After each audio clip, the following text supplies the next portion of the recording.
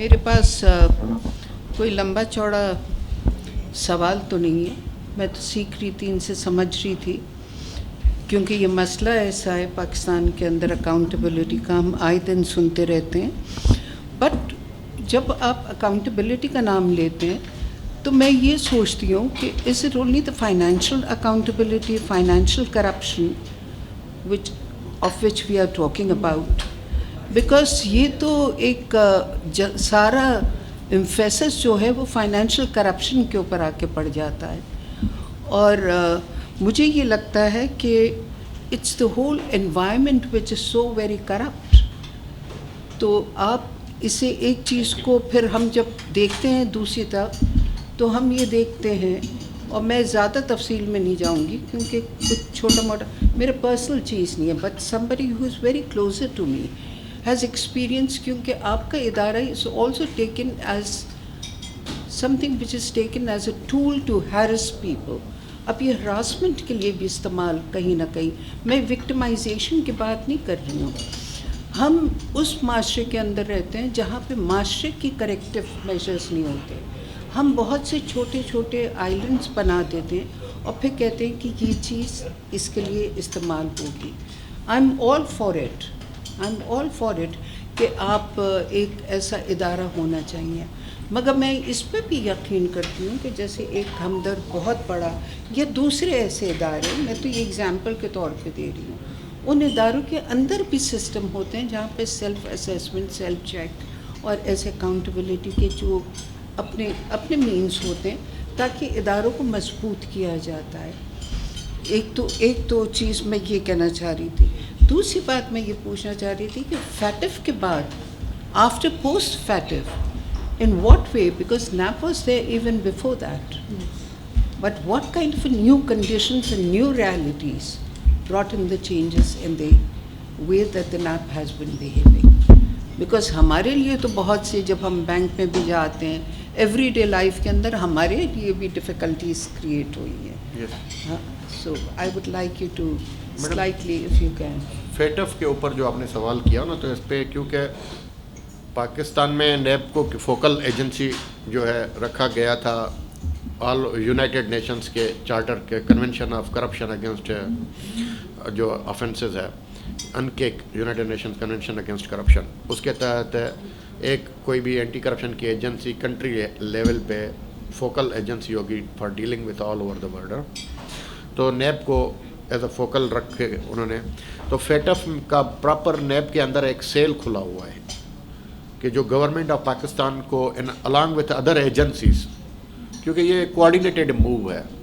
फेटफ के जो फॉरेन से जो लोग आते हैं ना, वो अपनी असेसमेंट रिक्वायरमेंट्स अपने हिसाब से देखते हैं और वो अपने प्रिंसिपल्स में बड़े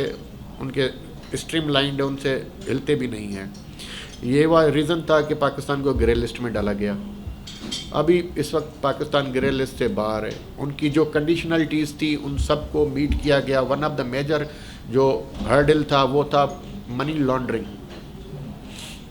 जिसकी वजह से पूरी दुनिया परेशान है। और हमें भी कहा गया कि जी आप मनी लॉन्ड्रिंग के ऊपर जो है ना इम्प्रूवमेंट्स लाएं कानून के अंदर, क्योंकि हमारे पास पहले कानून नहीं था पाकिस्तान में मनी लॉन्ड्रिंग का। हमने कहा यार हमारे पास नैब का कानून है। उन्होंने कहा भले हो, आपने मनी लॉन्ड्रिंग का लॉ अलग बनाना है,